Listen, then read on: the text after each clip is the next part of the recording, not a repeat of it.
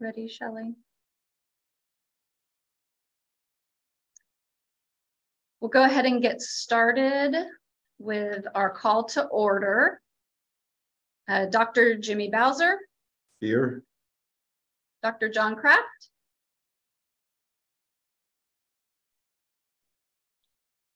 I saw your name, but I cannot hear you. We'll move on. Lena De La Cruz. Here. Dr. Joseph Glenn. Simone Hendricks. Here. Captain McLean. Colonel Moore. I'm here. Shelley Ramos. Here. Dr. Roper. Kathy Smith. Lonnie Webster. Here. Madison Yandel. Dr. McLean is here. He is having trouble logging in. All right. Okay. We do not have any public comment today.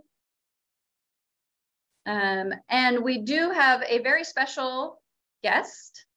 And I think I may need to, I'm having trouble seeing my screen. We're just seeing you. Okay. Oh, wait, no, sorry. This is the public comment. comment. Yeah. Sorry, I'm, my little bar is.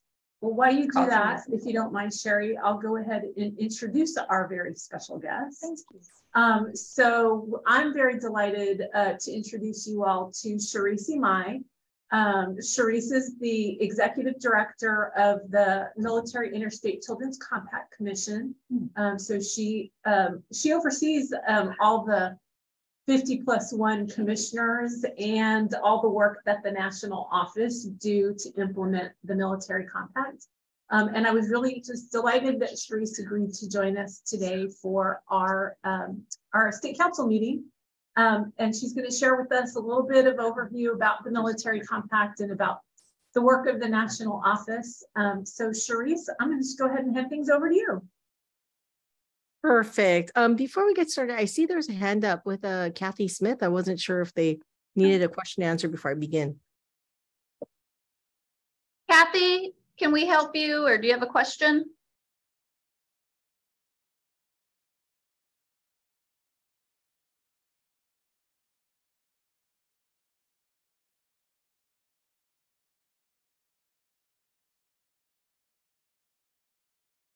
Okay, we cannot hear, and I don't see anything in the chat. So if there's an issue, feel free to put a message in the chat so we can read it.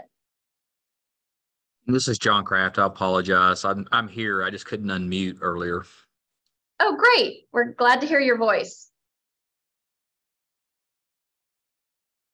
Perfect, Sherry. So I'll just get started. So I know several of you that are on the attendee list, but for those of you who don't know me, again, my name is Sharice Mai. I've been the executive director for MIC3 for about 7 years.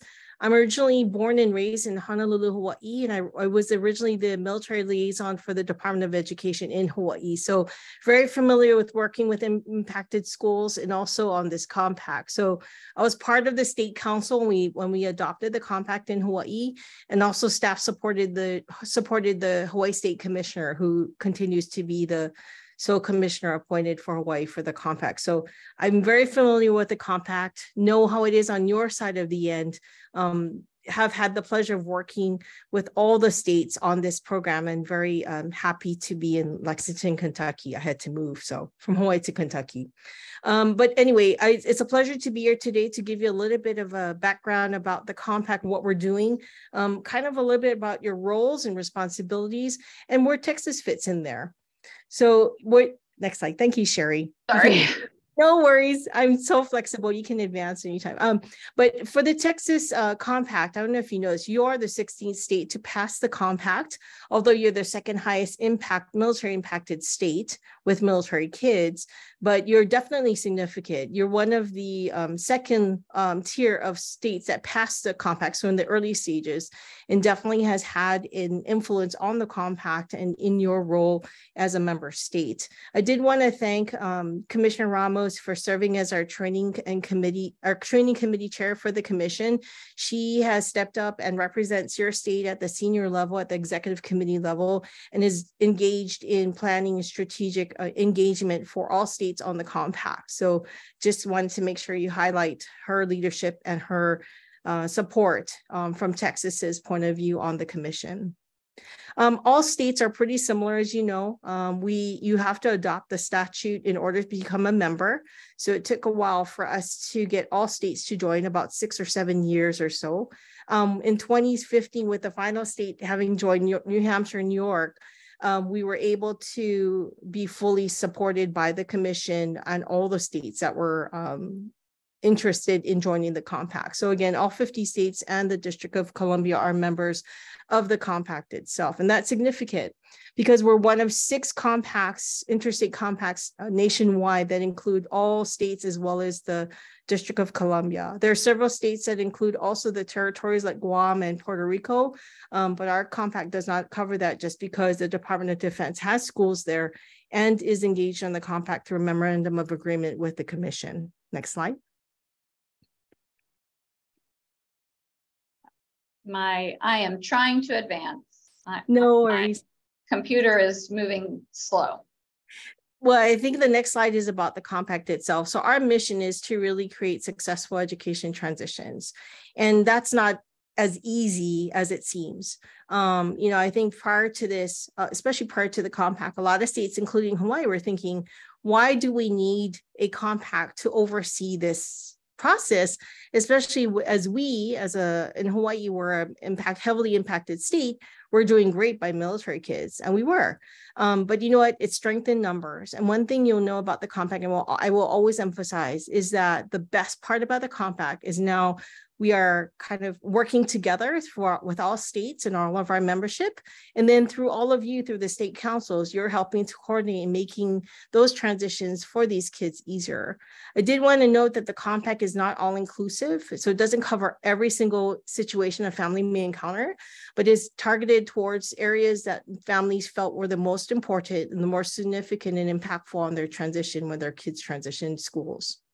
So our compact applies to only active duty of the armed forces under Title 10, also for the National Guard and Reserve on Title 10. And there's other titles that the Guards and Reserve serve under, but only if they're activated and sent abroad or deployed are they considered under Title 10, and it's covered by the compact. We also include uniformed members of NOAA and U.S. Public Health Service. Texas, you folks may have some Native American or Indian lands. Those are covered because we have U.S. Public Health Service personnel and their dependents assigned to either stations all over your state or perhaps to Indian lands areas within your state. So just know that they are covered. And I believe NOAA has some stations within Texas as well. Also, we cover medical members that are veterans who are medically discharged or retired for a period of a year.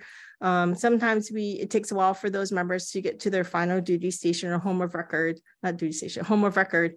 And therefore, we just allow them 1 extra year after their retirement in order to get settled. So the compact does apply to them. And of course, to Gold Star families, we do apply to Gold Star families as well. Next slide. So again, as I mentioned, the compact is really focused on a seemingly easy subject to ease those transitions of those military kids that are school-aged attending public schools. But it really is about the rules and regulations that are covered under the compact. Again, it's not covered everything is not covered for families, and which sometimes they're a little bit disappointed. But it was really hard to imagine what you could have had all 50 states and the District of Columbia to agree upon. So remember, in order to join on or sign on to the compact, you had to pass statute. And so the statute itself had to be something that was amenable to all states. Because again, states are under, education is under states' rights and over our purview. And so therefore it had to be something that all states could administer and agree to. Again, we apply to public schools only, not private or parochial, not preschool. And also we have an agreement with the Department of Defense schools, both stateside and abroad, to implement the compact and their regulations. Next slide. So again, the compact doesn't advocate for preferential treatment for military kids. And I'll go over a little bit later. Maybe some of you have some questions about that. But again, we just want to level the playing field for these kids. We want to give them the same opportunities that perhaps their counterparts that are civilian, that have been there for many years in your school districts or in your communities would normally have access to, but they are limited just because they're transitioning in or they're new or transitioning in a different period of time of the year. So they're missing out. So again, we want to just help them ease those transitions and make sure they can stay on grade level and help them graduate on time. So why is it important? It really highlights the unique situation of military kids. We know that for school districts, you folks are encountering all kinds of kids, migratory kids that perhaps parents are working on the farms, or in this case for Lexington, for Kentucky, they work on the horse farms. And so they move where the work is, and this is just another situation where we're trying to ease those transitions. One thing you have to know is that the compact doesn't touch curriculum. It doesn't touch, graduation requirements. It doesn't change it for a family, but it definitely helps to make some waivers and perhaps some considerations that make sense, but otherwise you would not be able to do so under the compact. But that's the basic thing. It provides school districts flexibility to make some common sense decisions that you otherwise would not be able to make because of your state statute or federal requirements. Next slide. So what does the state commissioner do? Well, at the national level, they represent your state. So that's the person for us, for me, to contact if I encounter a case or have an issue, or if someone contacts us about a school in your state. We encourage them to be very familiar with the state compact statute. All of it's just pretty much the same. Some states provide more than others. And certainly Texas, with your state council composition, is different from other states. The compact commissioner also makes sure that the program meets the state regulations and obligations. Again, different states have different protocols and requirements. And of course, ensuring compliance under the commission rules and policies. So I don't know if you know this, but states have to, in total, this could differ by state, because I think your state meets 4 times a year, but states have to have their councils established, and it's usually outlined in their statute, which it is in yours. Hold an annual meeting, at least 1 per year. Yours is required to hold 4. Payment of state annual dues, which is based on $1.15 per child. Attend commission meetings. We require commissioners to attend the annual meeting, our virtual committee meetings, and then our tier group or regional meetings. So there's quite a bit of meetings added to their portfolio, but really it's all about engaging on the compact, making sure we're meeting our mission and carrying out the duties that are entrusted with us as a group. We ask them to submit meeting agendas and notes and minutes. That's just because prior to me, there wasn't a repository for these archive documents. So it's great, especially when we have transition of commissioners across states. And then of course, we have our code of conduct and conflict of interest policy forms that state commissioners have to provide and sign every year to the National Commission. In addition, we ask that state commissioners at your state level cooperate with all the departments and agencies and all the stakeholders within the state. I'm really impressed by Texas's statute and composition for your state council, because it's more than what other states have to provide. But surely as a large state that's so heavily impacted, I can see the reasoning behind adding additional folks to your council membership.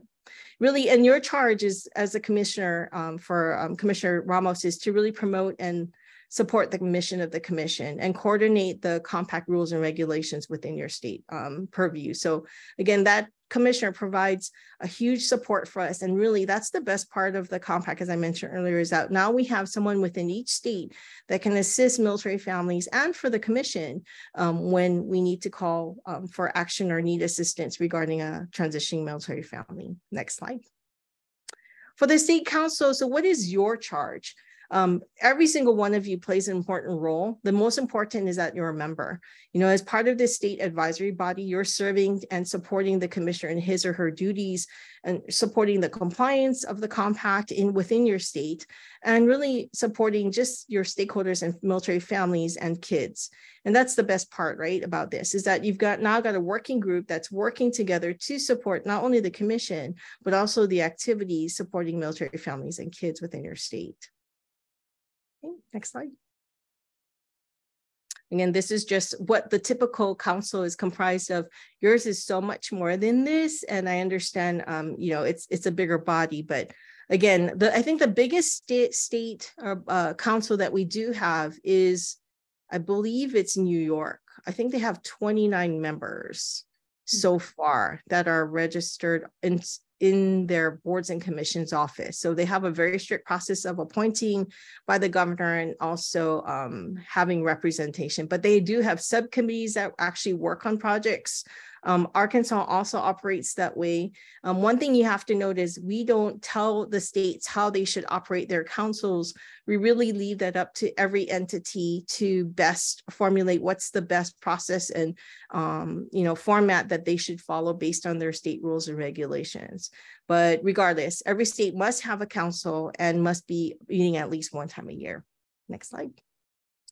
The headquarters and national office. So what is our role? It's really advisory and then also compliance, ensuring compliance for states. So we support states 120% in all the activities that they do. Some states require more help than others. And it's just, again, based on how they operate. But really, we're about ensuring the mission and vision are materialized within each of the state's programs and then helping states achieve that, whatever that will look like.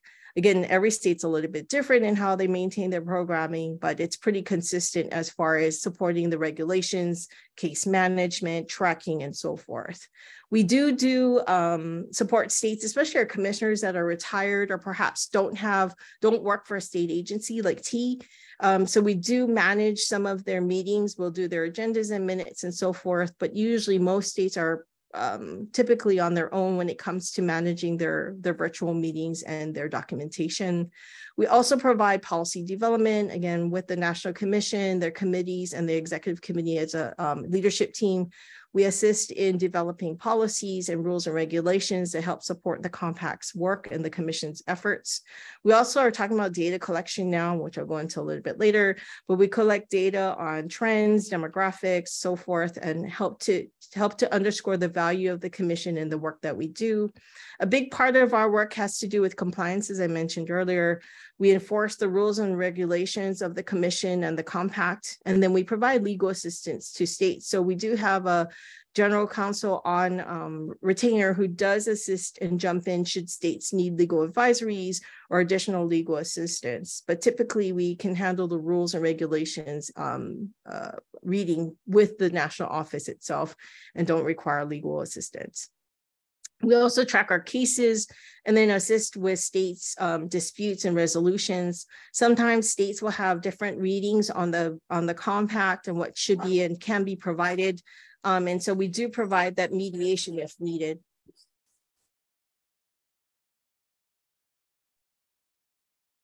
Current focus areas for us right now in training and education, and Commissioner Ramos, if you have any additional information to add, please jump in. Currently, our training committee is working on a Spanish and has released their Spanish one-on-one video. So we do a ton of training for the compact. A lot is in virtual realm. So we'll do it on Zoom and on request because that's one good thing about COVID. We've got really good at Zoom and MS Teams and other platforms. We also do them in person. The training committee is developing American Slang and Language video right now as we speak. In fact, we just received the edits or the ASL video, and we will be editing that. We hope to release that later this year. We're also doing Compact 201, which is focused on cases. One of the requirements for that to attend that particular class is that the attendee has participated in the Compact 101 training, which we offer monthly virtually and on request. That one's pretty robust. It's about a class of 25 people, and we go over about 6 or 7 cases, actual cases that we've encountered here at the national office and states have encountered. So it's a pretty robust discussion about how to apply the compact and some of the unique ways and best practices that our states have accommodated students. The last item here that you'll see is the learning management system. We're currently developing an on-demand learning management system that will be free and available to anyone interested in the compact. But we're hoping what we'll do is we'll provide credits, education credits by working with states, or perhaps just at least credits for states that have that Purple Star program that require knowledge and training on the compact. So we're pretty excited about those things that are being released upcoming this year. It's been a long time that we've been working on these projects, and it's the final, I think, piece of the puzzle that we've been missing for the commission, and will help to provide stakeholders the engagement and information they need about the compact and what it does and doesn't cover. For our communications and outreach, we're still focused on our marketing plan. In fact, we're continuing to develop resources and information that support promoting the compact and educating our stakeholders. This year, we're working on some new bookmarks, some new posters. We've just gotten a new communications associate who's working on social media. That's been something we've worked on over the last year, but as you know, most people do get their information via Instagram and Facebook and so forth. So we're continuing to focus on that particular area to get information out to our stakeholders. And then in partnerships, we have 5 ex officio members that are members of the compact, some of which you might recognize: the Military Impacted Schools Association, the Military Child Education Coalition, National Military Family Association, the Department of Defense, and then also we've got the National Federation of State High School Associations. So our partners work with us to promote the compact and also share information and feedback on the commission on how we can better promote and serve military families and students. Some of the other priorities that we're working on is compliance, as I mentioned. We continue to track states in their compliance of the rules and regulations of the commission, again, holding their annual meetings, making sure they're submitting their documentation, making sure that they're upholding all the things they signed up for in their statute. So again, we're very supportive in that area, and we try our best to make sure every state is successful every year and compliant with the commission rules and regulations. This past year, regarding rules, we did pass a clarification rule on extracurriculars. I know that Texas has engaged on extracurriculars a couple of times through your cases, but basically it just clarifies that schools will make sure that information regarding tryouts or sports or extracurriculars are posted in a public forum, whether it's a Google website or if it's on their website itself or sent out on a calendar, but make sure that that's available to all students and families that are incoming to your state or are interested in joining extracurriculars or participating in sports. Another area that we're working on is data collection. The compact does require the commission to collect some sort of data for the commission. What that is questionable. The original statute that is included in the commission includes something that's similar for the military identifier. However, the Department of Education or the U.S. Department of Education does have that as a federal requirement. Therefore, we do not duplicate their requirements. So the commission is trying to determine what kind of data we could collect that would be helpful for our commissioners and our states to support the work that we do, and then underscore the value and if the compact is working or not. The last thing is the state statute citation correction. That's something more technical for us. Basically, when the commission passed its statute out to states to adopt, there was a slight error in the statute citations. And so it should say chapter when referring to active duty members versus, it says section versus chapter. So the correct citation should read chapter. So we're currently working with states to make that statute citation correction. it's a period of 3 or 4 years that we're looking at doing this initiative. It doesn't impact the operations of the commission itself, but we just want to make sure that the citation referring to active duty is correct within all states. So again, we're looking at doing that over the next couple of years. Any questions? Love it when there's no questions. Website and resources, as I mentioned, we're working on a ton of new education or resources. We're actually updating we updated our compact rules with the new extracurricular rule that was clarified this past fall. New rules books have been ordered. We actually ran out our first printing, so we actually are getting the new drop tomorrow. We're also retooling our toolkits. So that's something we try to periodically review and make sure the links are correct. We're actually currently just reviewing that within the national office, and we'll be submitting it for the committees to review so we can have that released, the updated copy released to stakeholders. And I think that's it, but you can find all of our resources on our website.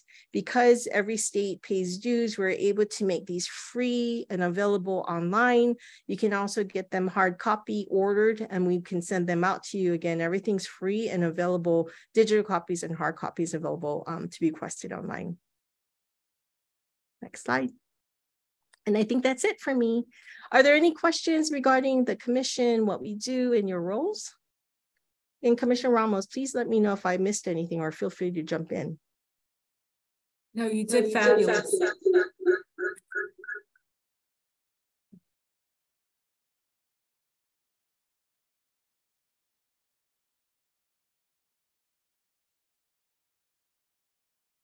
Perfect. Well, if there's no questions, I just want to thank all of you for being part of this so important council, just because your presence and your engagement really supports our kids and families. It truly is important to have a working and functional council in case there's any issues or concerns. But the bottom line is we're all them have a better experience as you're moving from state to state. So thank you again for your attention. And if you have any questions, I'll be around to take questions later through the chat. Thank you. So those collaterals that Sharice just showed you in the last slide, I think everybody should have received them. We had them, we were lucky enough to order them from the national office, and they sent it in, and we had them all sent out to you all. So do let us know if you find a need for any additional things that might be helpful, maybe as you all are going out and talking to people in your areas about the military compact. We'd be happy to help you all get anything that you might need to help communicate about the compact. And I know Sharice's team will very promptly respond to get those out.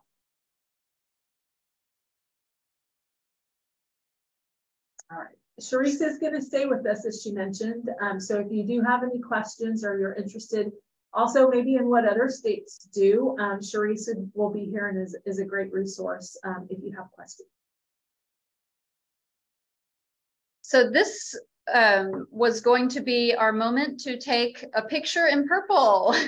So we're going to attempt getting everyone on screen. So yeah, if you'll show your video. And it's okay if you're not wearing purple, we understand. So if you can't. Yep. And oh, I didn't. Okay. Is that everyone? Do we have everyone? I'm going to take my coat off so you can see my purple. All right, so I am in 3 seconds. Going, oh, there we go. We have a couple more people. If you want to come off video, right now we see black screens for Dr. Kraft and Colonel Moore. Yeah, y'all may have to go ahead and go on without me. I'm working. My computer's showing that I'm live on video feed, but for whatever reason, it's a black screen. So you may have your little scroller covering your camera. That has happened to me in the past when it's black. So wherever your camera is, there's sometimes a little slider. But I can't. My camera's not on. And that's okay. We will move forward with this. So I'm going to count to 3 and everyone smile and we'll take a pic. 1, 2, 3.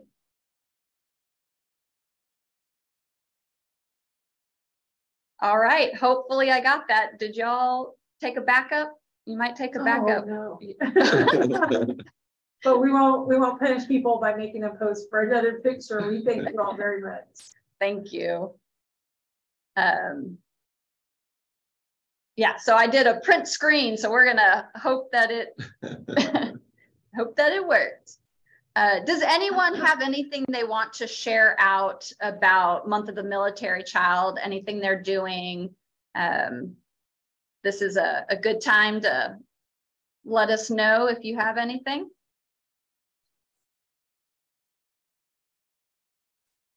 I did get a chance to go to Northside ISD last week, and I visited 2 elementary schools that were having programs for Month of the Military Child in conjunction with HEB.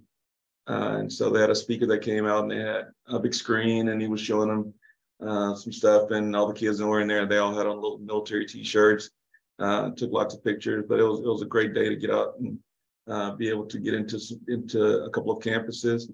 And see the kids actually being celebrated during Month of the Military Child. It was actually really fun. I see Teresa has her hand up. I don't think we're going to be able to hear you, Teresa. Don't believe. While we're trying to figure that out, I'll go ahead and go. Can you guys hear me? Yes, sir. Good. Hi, Sharice. I said hi to you on the chat, but you ignored me, but that's okay. Anyway, we had back last Friday, we usually have service members, we get as many as we can to come early in the morning to greet kids as they get off the bus. And for the past couple of years, and we have signs, and they're holding signs with affirmation messages and things like that, just letting them know how important they are to us and how much we appreciate them. And this is the second year we've gotten donuts from HEB with purple frosting. Oh. And so we ordered, I think, 73 dozen donuts. And so we went and picked those up and handed them out to any kid who wanted them. So they seem to really enjoy that. It gets them a little hyper, and our teachers don't really appreciate that part. And so they didn't want us to do it this year, but they told us too late. So we may try something new next year, but the kids enjoy the donuts. And the other thing that we do is we give parents and service members chalk. And so we have a lot of places to write on the cement, on the walkways and things like that. So we also write down, again, affirming messages to our kids, just so they know how we feel about them and that we really care about them. So those are some of the things that we do here at Lackland ISD. Awesome. Thank you for sharing. We also had lots of activities here on Fort Bliss. We had a clap-in for military students that was done in conjunction with our partners in education, where soldiers were standing by to clap in the students as they're walking into the classroom. One of our districts had a military conference for military parents, with breakout sessions where they could, get strategies, get information. That was great. It also included a couple of kids that were saying the Pledge of Allegiance that were military connected. So lots of activities going on. Great. Hey, Sherry, this is Teresa. Sorry. Hi, yay, we can hear you. So here in San Angelo and Goodfellow, we have kept with our tradition of a Spirit Week. And we started it with our city proclamation where our mayor acknowledges all of our military kiddos. We had some families that were acknowledged at the city council meeting. and do a citywide proclamation. Lots of district administration that has come with us, and lots of our installation leadership, like Easy was with us. And we also do a reads program. So on Wednesday, we went to the local community schools and did some readings for kids. And we talked about what a purple school is and why it's important to have a purple school for diversity inclusion. We also did a Chalk the Walk starting on Friday, the no school day, where we could do the same type of thing. We had affirmations, community members that went to local schools, community leadership, installation leadership, and wrote messages of affirmation to our kids to acknowledge the service and sacrifice that they do every day. And then Friday, we ended with a huge Purple Up Day at our child and youth programs, another diversity and inclusion event, and celebrated cultural diversity with a lot of leadership that had come in attendance for that and some community members as well. Thanks, Sherry. Thank you. No problem. Whenever, if a phone hears Sherry, it thinks it's saying Siri and will respond. All right, thank y'all. And now, there we go. All right, so we are actually going to hear from Colonel Easy Moore, and I'll let you take the floor. I'll run your slides for you. Outstanding. Thank you. I appreciate it. All right, folks. Well, good afternoon. I'm Colonel Eugene Easy Moore, the Mission Support Group Commander here at Goodfellow Air Force Base. For those of you who are more familiar with the Army, I'm the Garrison Commander. So I lead all installation support activities and programs from construction to human resources, from contracting to law enforcement, from logistics to cyber readiness and communications. Part of my responsibilities also include the family and community support programs, which is where K through 12 education support services resides. So over the next few slides, I will cover Goodfellow and San Angelo's Purple Up. Just go back one slide. Oh, sorry. San Angelo's and Purple Up in action, and also I'll talk to the keys that make our K through 12 Purple Partnership a success. So aligning with the U.S. Secretary of Education and the U.S. Department of Education, we here at Goodfellow and the local school districts are achieving academic excellence for all children while recovering lost instructional time and providing well-rounded learning opportunities to include early childhood education in STEM. For example, in San Angelo ISD, our active duty family members with 4-year-old pre-K students are offered an opportunity, or I'm sorry, offered priority placement in a full-day preschool program. So that's just one example of Purple Partnership driving results. The San Angelo ISD houses the majority of our 1,800 pre-K through 12th grade students with an enrollment just over 600 in SAISD alone. Our military members live in a 60-mile radius of Goodfellow Air Force Base, which encompasses 15 major ISDs within Region 15. All right, so if we can go to the next slide. That was just a precursor of what I'm going to talk about. So at the top of this slide, you see the words or phrase base of choice. And that's huge for us in this area for the wing and the city of San Angelo. We focus on those quality of life areas which attract our joint service members and their families. As always, a large part of that is going to be our military, our children's and their education, right? Where are they going to go to school? How accommodating is that school district to the military after they transfer or while the transfer process is going on? Is there any support offered for homeschooling children? So by working in partnership with San Angelo ISD, Howard College, and Angelo State University, we are evolving our education system from preschool through college, as well as career readiness opportunities. Just this past December, Goodfellow and San Angelo Community hosted our Chief of Staff of the Air Force, so the CEO of our Air Force and his spouse, Miss Shireen Brown. So Miss Brown, we provided her a glimpse into our incredible education partnerships. The school district and colleges, they hosted a working group, a working lunch with Ms. Brown, and showed her the depth and breadth of our local education partnership from preschool to college and career pathways. So this was actually a brilliant opportunity to showcase our Purple partnership to our top CEO.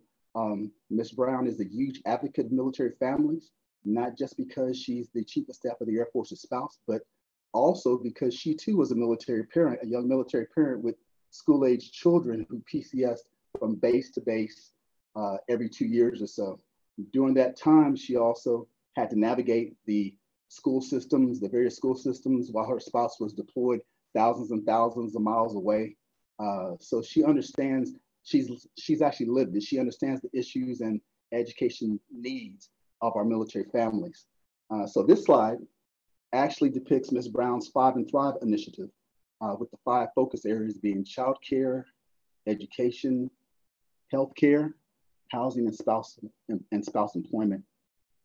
So this is a holistic approach to enhancing the quality of life for our airmen and their family members, or should I say, our joint service members here at Goodfellow Air Force Base. Our Purple partnership, that's hard to say real fast, focuses in helping to get after the education piece. So garnering service level attention and support is very important to the success of Purple partnerships. Let's go on to the next slide.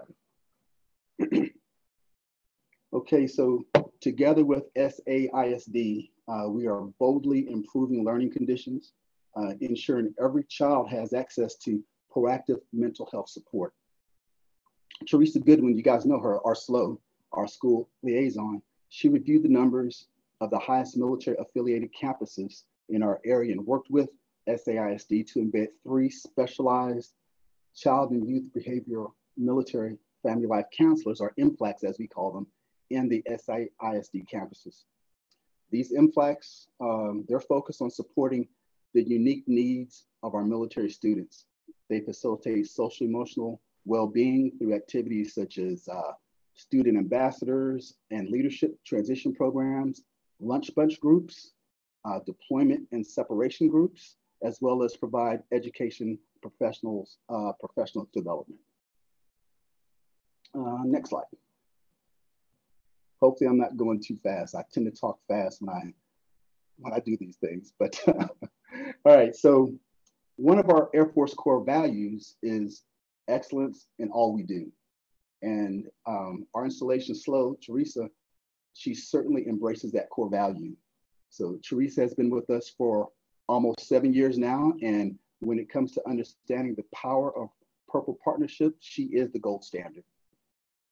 Teresa has been pivotal in making local, state, and national improvements within the educational realm. She's been by name requested to write legislation, operation guides, safety and contingency plans, school board goals, and she sat on various military and civilian education panels, showcasing the importance of educational partnership. Her active participation in the region and state education system and pursuit of enhancing the educational environment for all students are huge reasons why our Purple partnership is so successful. You'll notice that trend as I move forward.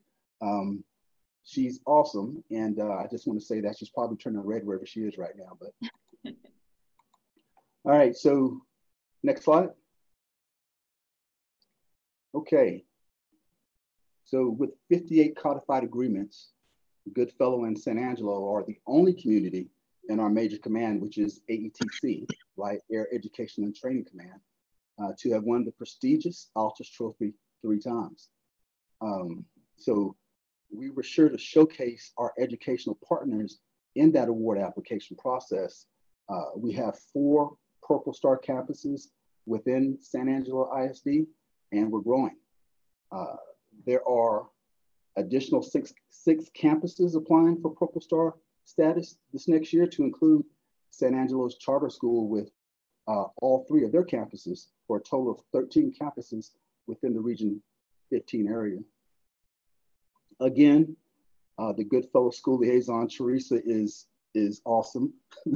She has been imperative in ensuring that these campuses exceeded the expectations set to show they are going above and beyond, as we say in the military, for our Goodfellow families and making Goodfellow a base of choice. Education is always the first thing that families look to when they receive a transfer notice, a PCS notice, right? They look at those schools, they decide where they're going to live, or if they're going to turn down that assignment and retire. So, and Teresa having that pulse on the local education is critical for our families, critical for them making the best decision possible for their students. All right, next slide. All right, enough about Teresa. Okay, so our another Purple Partnership focus is the Goodfellow Star-Based program.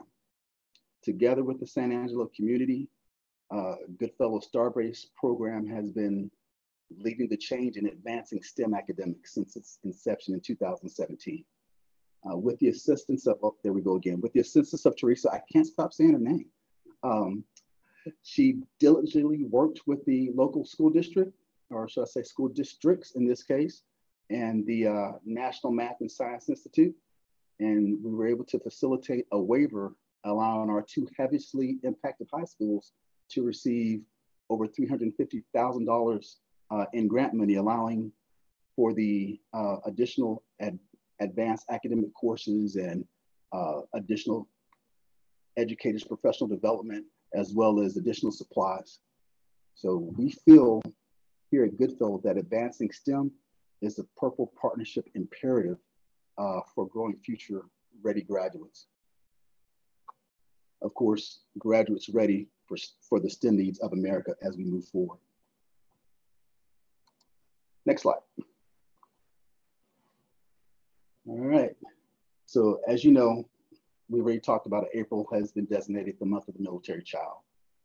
During this month, Goodfellow and the entire San Angelo community have come together to visibly show our smallest heroes, letting them know that their dedication and sacrifices do not go unnoticed in the San Angelo community.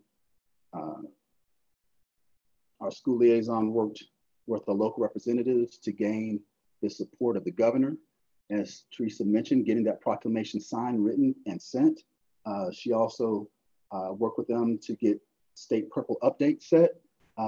She worked lock and step with our school districts, our administration team, to write and set up city council proclamation as well. So as I mentioned at the beginning of this briefing, I was going to talk about what makes this thing go, right? Why it's so important. And our slow just happens to be Teresa. She just happens to be awesome, but our slow is one of the main reasons why this thing goes for us so well for us. Next slide. All right, so the Chief of Staff of the Air Force, General C.Q. Brown, has charged us all with being recruiters in the military.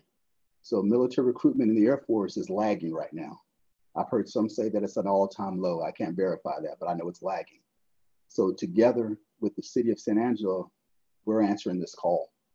The city is all in for us. Our school liaison is heavily engaged with our local JROTC units, offering them base tours, volunteering opportunities, mentorship, career readiness opportunities, and has them on base for our annual operational kids deployment exercise.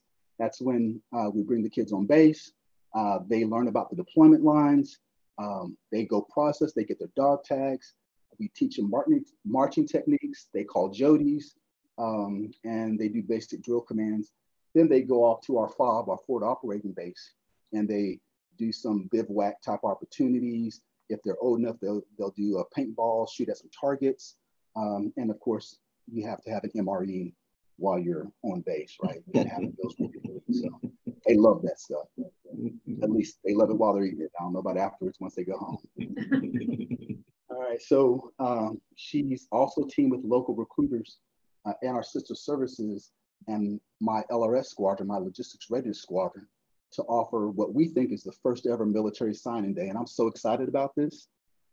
So when the junior ROTC cadets, we're going to bring them on base, and they're going to attend a military signing day.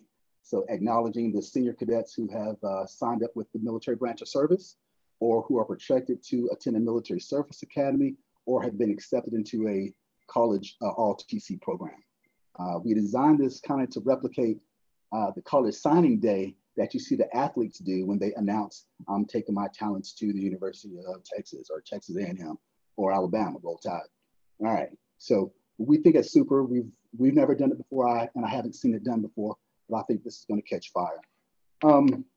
So next slide. I'm really excited, as you guys can tell. All right, so how can other places join the charge? I think it's pretty clear, right? Work with your SLOs. That school liaison is the linchpin in removing barriers and getting after these challenges. Talk with your community representatives, your school district advisor, and just make it happen. Break down all those barriers. And again, SLOs are important for that, which I think you guys all know. All right, so with that being said, next slide. All right, hey, last slide. So it's been my pleasure to present how Goodfellow Air Force Base and the San Angelo community approach Purple Partnership. Obviously, the key to all this, we talked about it, the school liaison, and the installation support of the commander, the garrison commander, and believe it or not, parents as well. So we need them to engage as well. So with that, are there any questions? Sweet, I like when there's no questions too. You've made me, I have lots of ideas now flowing in my head from all the things you said. Awesome. So thank you. One of the things that I was thinking about, I'll talk to Shelly about, but with the, and we're going to talk about a little bit more later, are the trainings that we're setting up with districts. And so I'm thinking about how we could get the school liaisons involved in that as well. I would tell you that if you want somebody to help train them, Teresa is your belly button. Thank you. Any other council members have anything they'd like to share? Or concerns, or just anything you'd like to bring up, please. We have this time.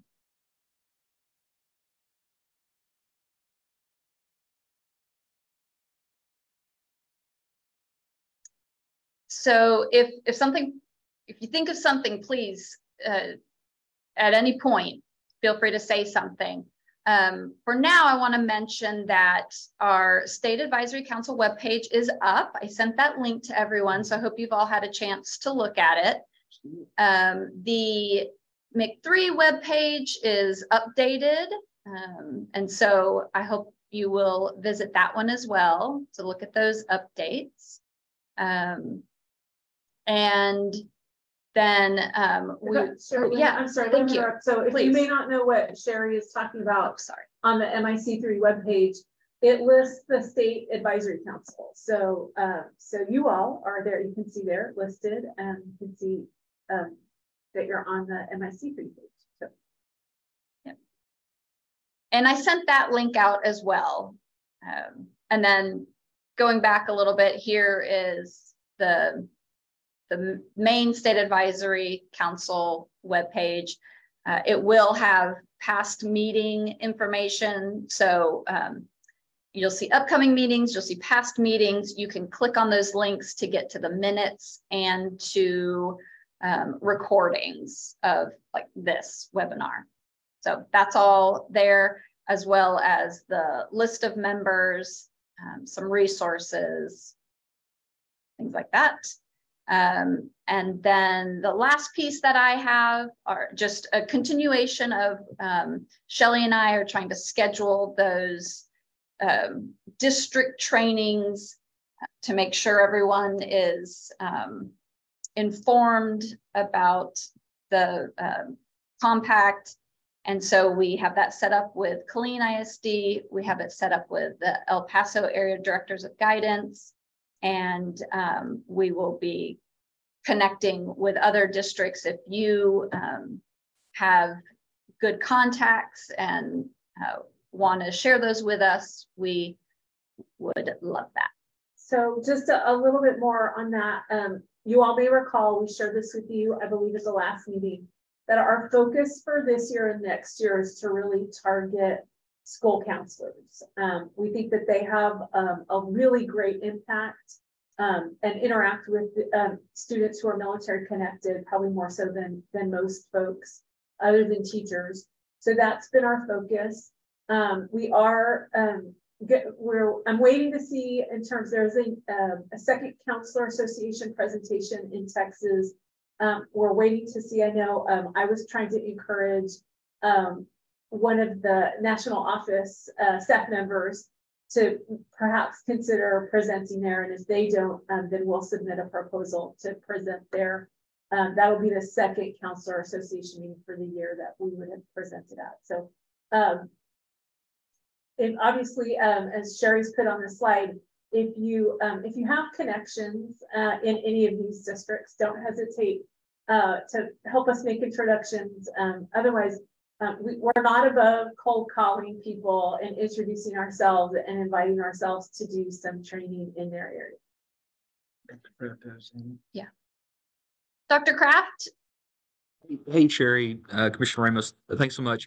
I'll work to coordinate a training now that I'm here in Northside ISD, also with our counselors. And so I'll be reaching out to you here shortly and see what we can coordinate. And again, appreciate the opportunity to be able to continue to serve on the commission.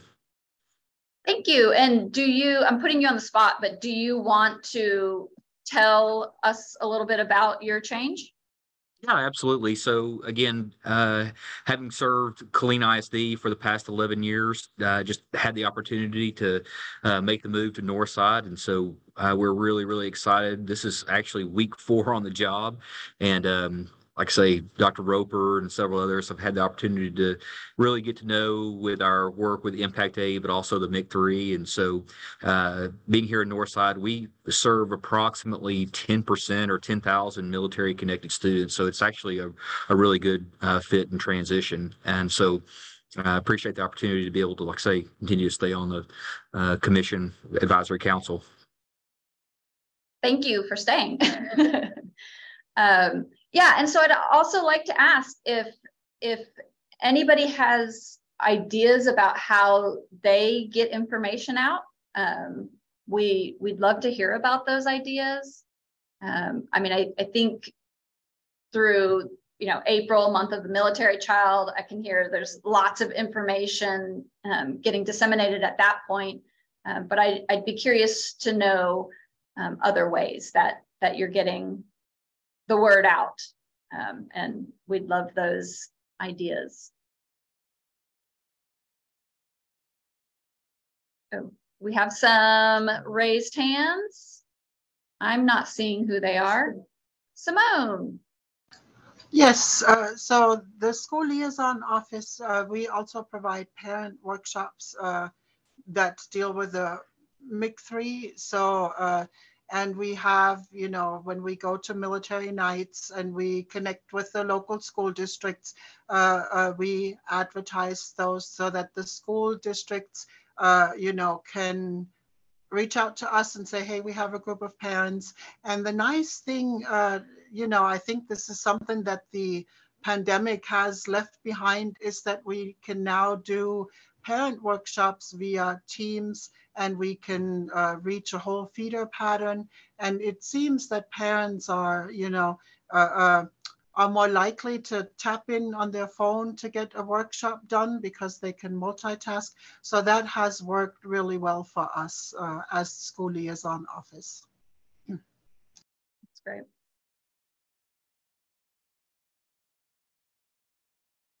Was there another hand?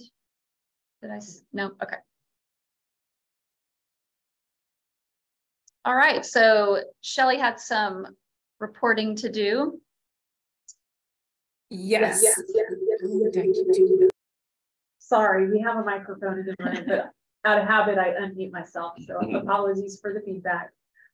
So I just wanted to kind of quickly give a couple of updates. Sharice touched on these, so I'll just kind of reinforce them for you. So as Sharice mentioned, and I've mentioned in the past, I am the committee chair for the MIC3 training committee. We last year launched the Compact 101 training, the training that each of you have done in Spanish. And this year, it sounds like very soon, hopefully we'll have an American Sign Language version of that training.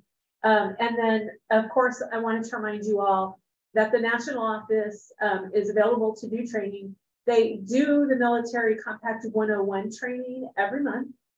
So if you have people that are interested in learning more about the Compact, I just wanted to encourage you to first send them to that Compact 101 training. And then periodically we get requests to do different trainings around the state. So feel free to send those our way and we will get things organized. Right now, I will just say we've gotten a couple of requests. It's getting a little bit challenging because we're getting close to the end of the legislative session. So to the extent that we can hold till June when session ends, we'd love to do that training around the state, and we'll have some availability as soon. I keep telling everybody in my life, as soon as session ends. So just hang tight. We're down to the last month or so left. So we'll be there. And Jimmy and I will update you in just a moment about some bills of interest related to the legislative session. The other piece that I wanted to make sure everybody was aware of is something being offered through tutoring.com. And many of you may already be familiar with this, but the national office did a webinar, about a month ago, maybe or so. It's available on their website, so you can access it, and you have a little QR code on this slide if you're interested in viewing the webinar and sharing some information locally. But essentially, it provides, it's a partnership with tutor.com that provides on-demand personalized training for military students. So I think that's a phenomenal offer that's out there and available, and just more than anything, wanted to let you all know about it, make sure that you are aware of it, and then more importantly, promote the webinar. So if there are people that you know that might want to learn more about it, they can go to the MIC3 webinar and watch that to learn more about it.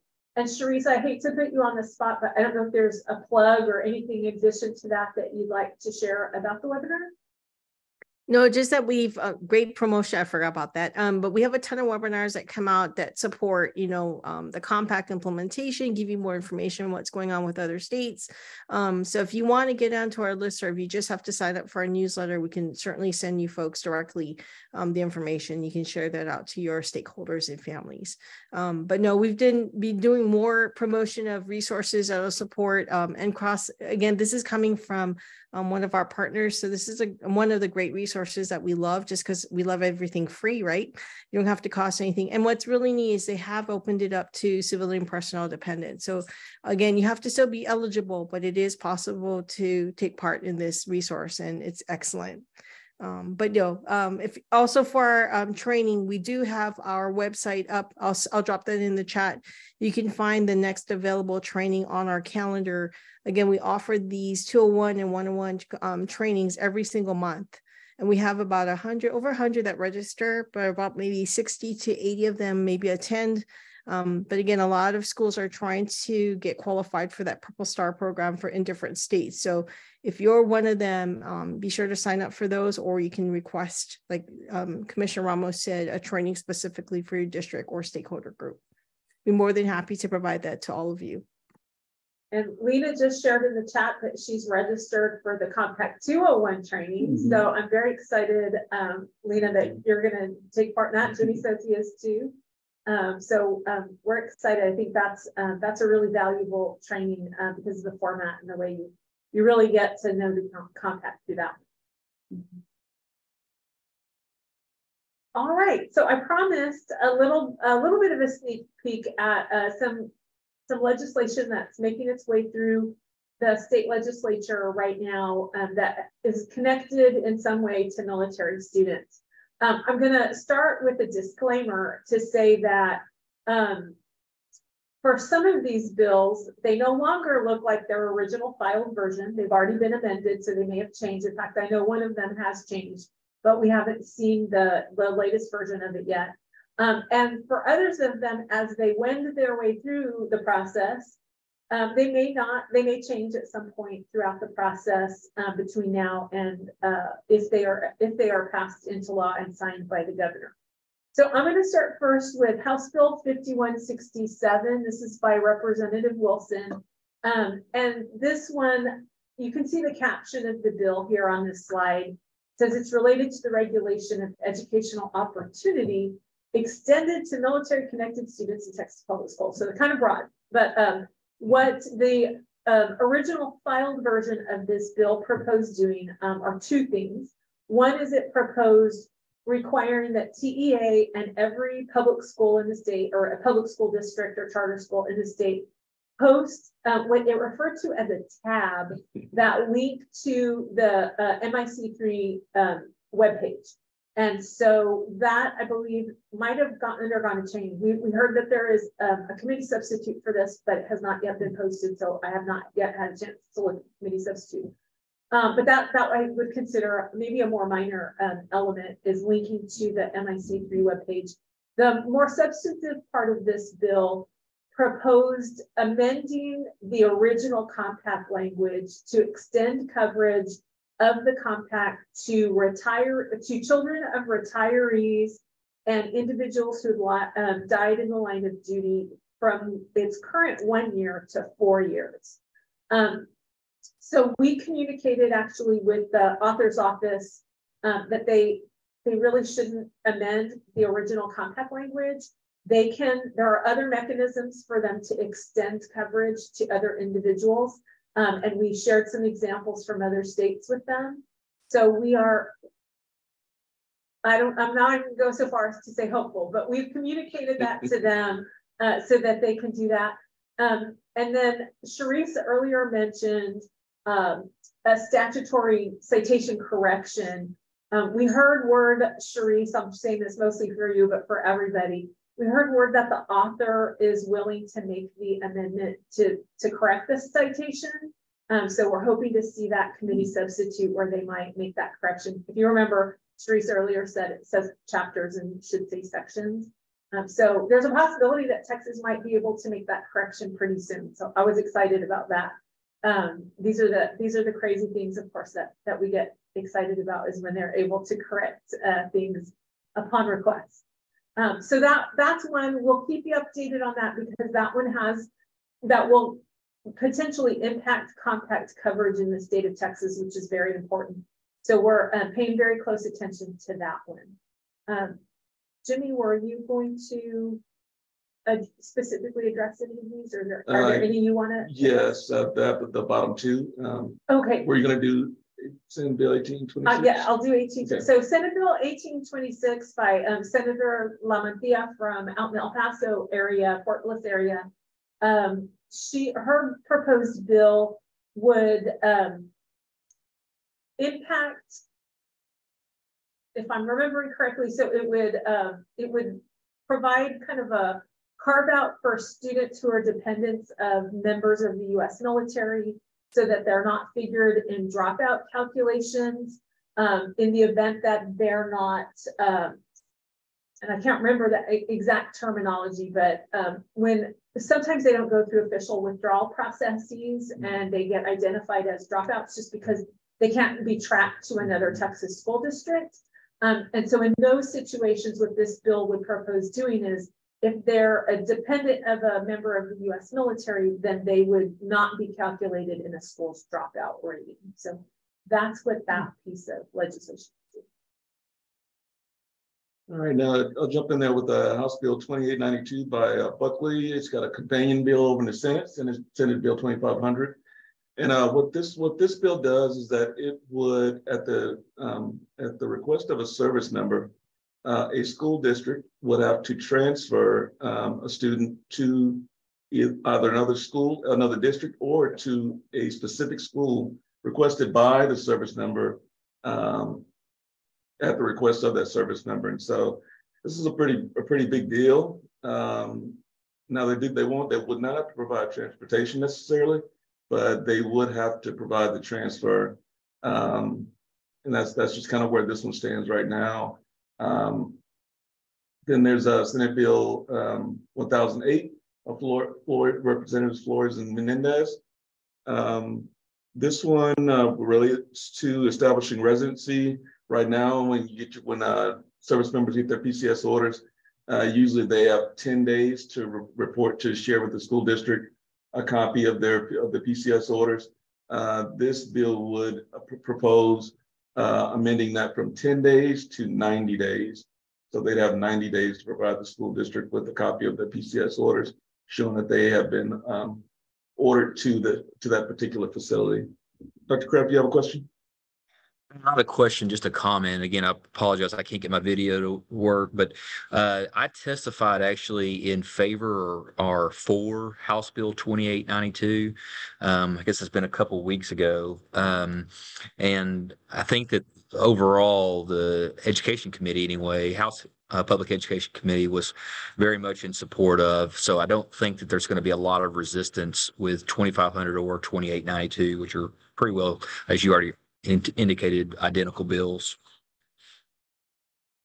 Yeah, this is one that we get questions whenever we're doing technical assistance. This is one that we do get questions from service members about, is whether or not they have the ability to transfer their kid to another district that's adjacent to the base. And so this, I think service members will like this bill. I think I only saw one. I looked at the notes. I think I only saw one person that actually testified against it, but everybody else was for it. So we'll see how it goes. It's a pretty common practice already. Yeah. So I don't think that this is really doing much more than just really memorializing kind of a practice that's already in place across the state. That'd be great. And I just checked the status. And so for those of you who are interested in House Bill 2892, it did pass out of the House and was just received today by the Senate. So that one is probably the furthest along the process of any of these bills. And so we should, obviously at our next meeting, the legislative session will have wrapped up and we'll provide you with the final report on that. But if you're interested and just want to know the status of any of these bills, you're more than welcome to email us and keep you up to date.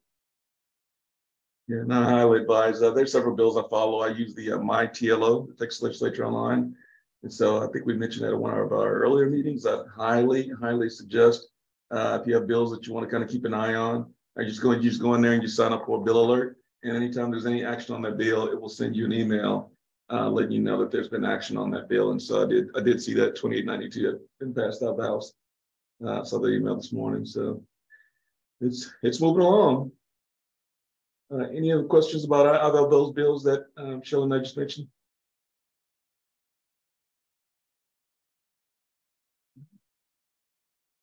No hands. You're up. All right. Yeah, I want to thank everybody for being here today. We just have a couple of, I wanted to share a few things with you.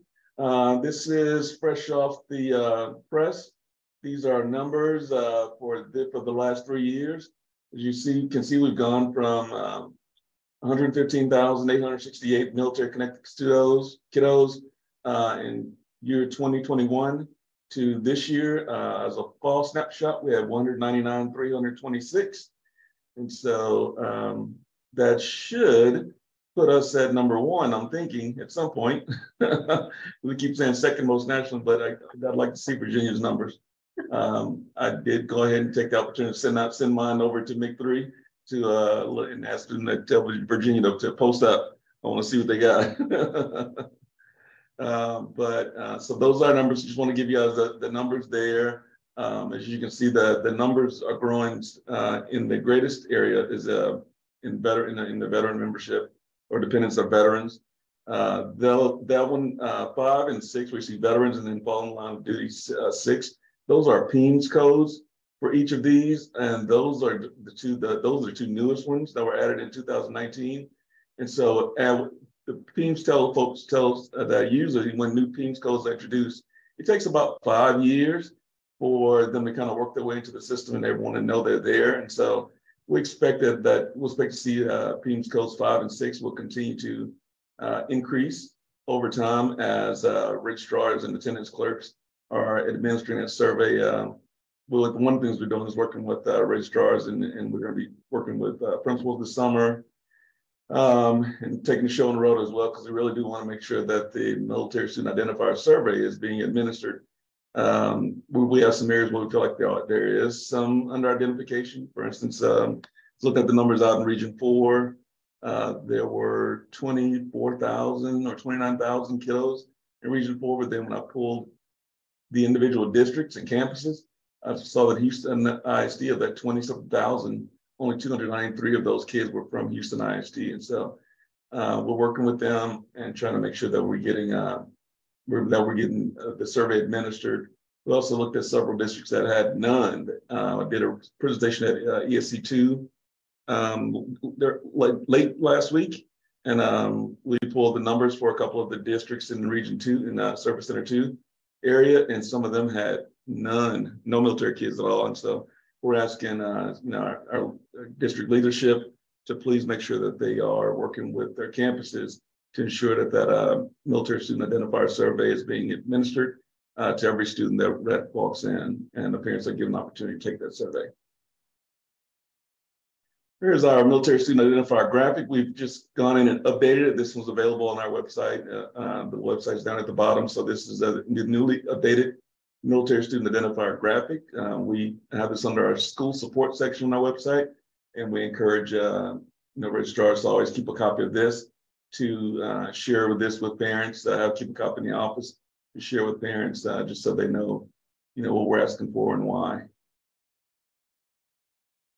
These are the number of military. Yeah, go ahead.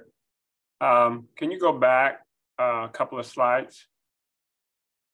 Yeah, this one. Can you tell us why the numbers changed so drastically for categories 5 and 6 from 21 to 23? That's what I was explaining earlier. Those are new PEAMS codes, 5 and 6. Oh, so they weren't being reported necessarily? No, sir. They weren't there before. When ESSA passed in 2015, it created the first 4, 1, 2, 3 PEAMS codes, 1, 2, 3, and 4. But the legislature updated the language to include veterans and those killed in the line of duty in 2019. I'm sorry, I missed that part. Yeah. So those are the 2 newest codes, and we expect those numbers will continue to go up as people become familiar with using those PEAMS codes and making sure they have the latest the tables that they're supposed to be looking at. Table C197 is the table for this one. Thank you. You're welcome. Here, this table just shows the military connected students by ESC region. So you see that we have some that are very, very large. Some, as you might see them, it makes sense that they would have a lot of kids because they're located near an installation. But one of the things we want to point out, and one of the reasons why we have, why we try to make sure we push our way into areas that aren't just those areas that have military installations, is because we have a lot of areas where there may not be a large military installation, but you may have a high concentration of military connected students, like Region 4 there in the Houston area. Again, 26,966 kids, but when I pulled the data by ISD, I saw that Houston ISD itself only had 293 kids that were listed as dependents with using the military student identifier. So we're working with those. Our goal is to push into those kind of communities, and also to push into the rural communities, because we saw a lot of rural areas, smaller rural areas, that are also not reporting any military connected students at all.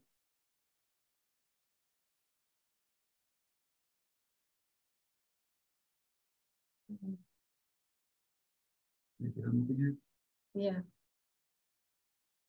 Oh, there we go. And this just shows that this is just a distribution of those students. just in chart form. So as you can see, going from region 1 there all the way through region 20, number of military connected students by region.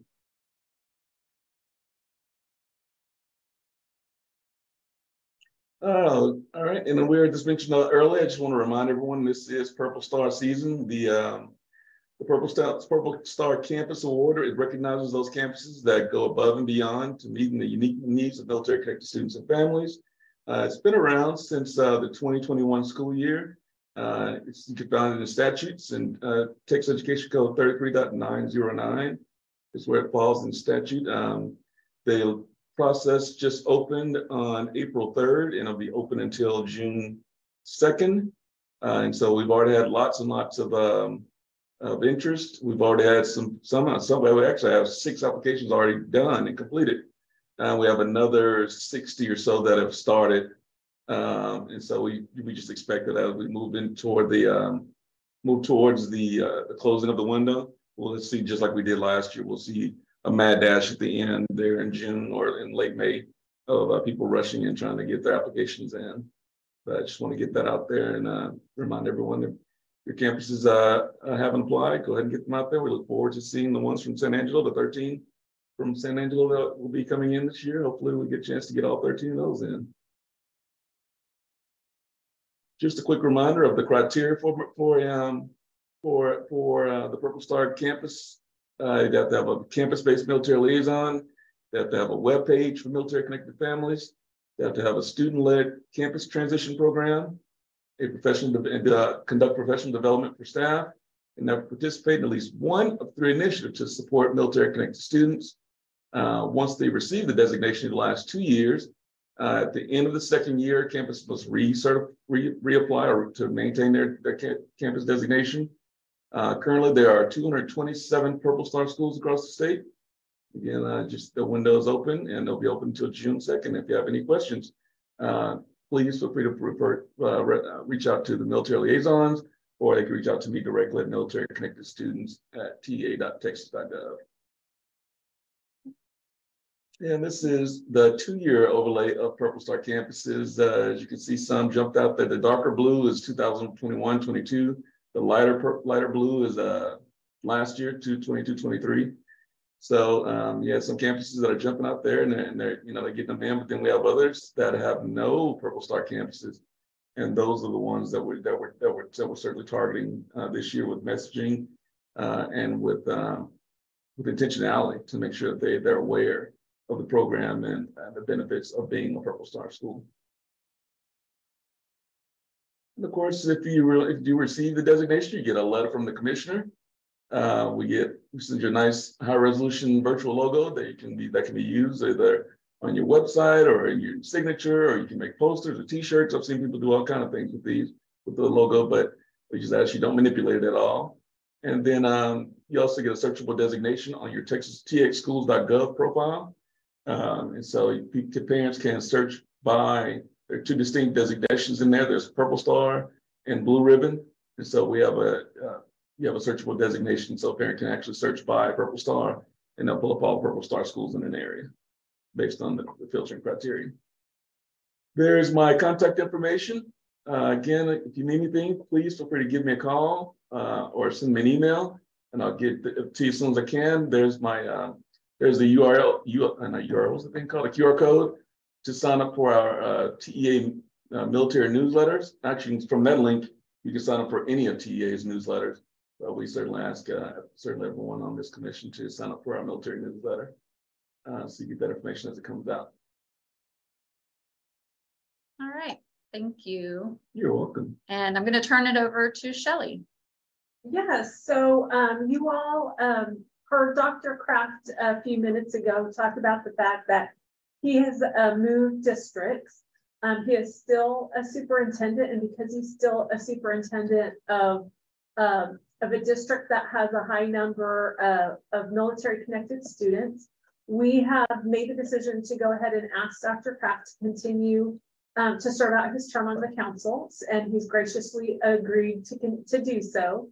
But I will tell you, one of the problems that brings up for me, and having sort of designed the current membership of the council is that it was very important that we try and have as much representation from as many different installation areas as possible. And so for me, that poses, I will say what I call a problem in that we have the largest installation in the state, Fort Hood, soon to be Fort Cavazos, without anybody representing that area on the state council. So I would like to propose, and Sherry, if you could go to the next slide. I would like to propose that we consider adding a position to the council. You know, of course, that TEA is able to make recommendations about other positions that aren't identified in statute. But because it's in our operating procedures, the council would have to approve any changes to its current membership. So you can see here, and I know it's a small font, but you can see over on the left is what's statutorily required. And then you can see on the right and under B of our operating procedures, where we've identified the TEA positions that we've requested and received permission from our commissioner to include. So the individual that serves in TEA's highly mobile student coordinator position, which of course you know is Dr. Bowser. We also have a military school district superintendent, which is Dr. Roper, a school counselor representative, which is Lonnie Webster, and a parent representative, who's Lena. And so what I am proposing, I'm going to throw this out to the will of the council, is that we add a position for a district administrator position, somebody who is not a superintendent, but who works with various groups and student populations. And that would allow us, one, to get a different perspective from somebody from a completely different role at a district or charter school on the council. And then we could use this position to identify somebody in the Fort Hood, Fort Cavazos area, so that we can ensure that one of the largest concentration of military students is not unrepresented on the council. So that is me laying out the request to update this section of the operating procedures. I do want to see what questions you all may have. This would require a motion and a vote from the council if you were interested in pursuing this adjustment to the operating procedures.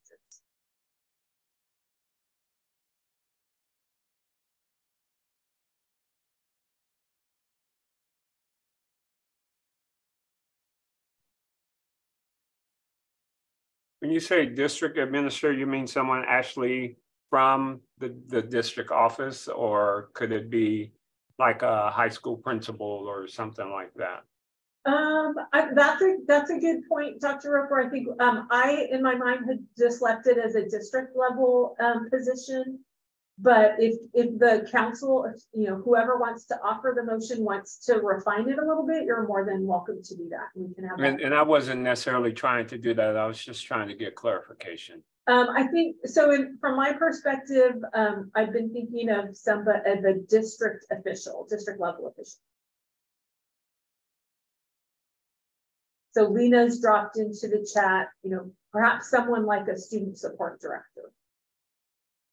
I do know that there are a growing number of districts in the state that have district level positions for military connected students. They're called different things in different districts, but that's along the lines of somebody that we might be thinking of for the position, the type of position that we'd be looking at.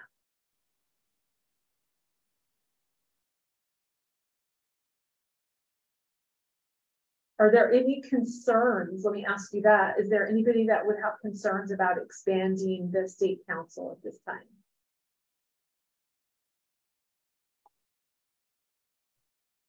No concerns. No concerns. None. None. All right, then if I could ask somebody to make a motion to add a new position under 2.1B for a district level representative, then we could take a vote and see how that goes in terms of amending the operating procedure. I'll make the motion. Thank you, Dr. Roper. Do I have a second? I second the motion. This is Simone Hendricks. Thank you, Simone. All right, all those in favor of amending section 2.1B of the operating procedures to add a district level representative, a school district level representative, please say aye. Aye. Aye. Aye. Any opposed, please say nay. All right, so the ayes have it, and we will go ahead and make that adjustment, and then we will work to identify and invite an individual. And I will be very transparent. We are looking for somebody from a school district or a charter school in the Fort Hood, Fort Cavazos area. So we'll look at several of the districts in that region. All right, thank you all very much. I appreciate that. And so lastly on the agenda are upcoming events. And so here are all the Compact 101 trainings through July. And then there's a Compact 201 training on Wednesday. So those are there. And then these last ones are Dr. Bowser's specialty. You want to? Yeah, it's just our the window for our Purple Star Campus designation, and then we do a quarterly webinar through our Highly Mobile and At-Risk Student Programs Division, and so we have our next one coming up on May 4th. That one's going to be coming up. And our next meeting is July 17th. So that's a Monday. And I do have a request for everybody for that July meeting. That is our last meeting for the year. So it would be helpful if you could make sure that you take a look at calendars for next year and maybe even bring some potential dates or dates to avoid, if that's probably simpler if you want to look at dates to avoid. You know, of course, we've been meeting on Mondays this year.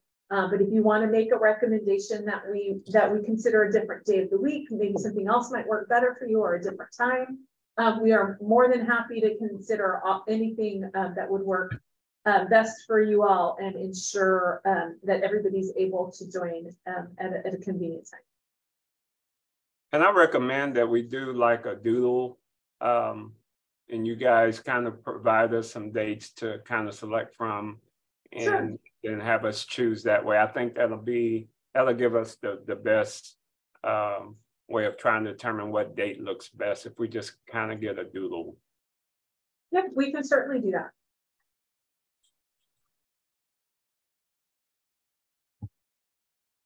So then maybe if you all will just plan on as an agenda, maybe not an actual agenda item, but as a point of conversation at our next meeting, just if there are any dates that you would like us to avoid, know those, and so that we'll or complete the doodle poll ahead of time, and that way we can finalize those dates at the July meeting, much like we did at our first meeting this year. Okay. And here's a survey if you want to give us some feedback. We are just trying to improve every time and make sure that we're meeting your needs. So give us your feedback. Yep. I do want to say thank you very much to Easy for sharing with us his report and Simone who shared with us at the last meeting. So don't be surprised if we come knocking at your email asking you to maybe present a report at our July meeting. We very much appreciate everybody who shares their thoughts and their feedback of what's happening locally. I think that's very helpful for us and for each of the members of the council. So thank you. And of course, if you have suggestions for agenda items, this is your opportunity to always share those with us. And I would be remiss not to thank Sharice for joining us today, taking some time out from her very busy schedule to share with you all a little bit of an overview. And I feel like if there's more information or other things you'd like to know about, I feel like we could probably extend an offer in the future to Sharice, and she's very agreeable. So she'd probably agree to join if there are other topics that you'd like to dive into a little bit deeper in the future. I did just see a question in the chat that we did not answer. Uh-oh. Your battery's about to go on. Mine too. I thought it was mine. Mine is barely hanging in there. Yeah, so Teresa, I mean, we're going to be limited to what the bill permits. What's in Bill 1008. My battery is low. Oops. Sorry. She's plugged in. She's safe now. But Teresa, I'm more than happy to talk to you about it offline if you'd like. But really, I think it's already gone through one chamber of the House of the legislature. So we'll have to see what happens as that one moves forward.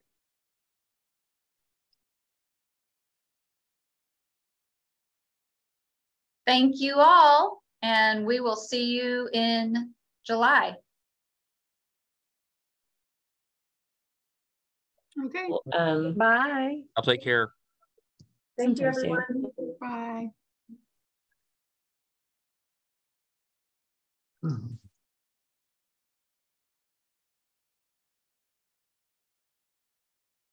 to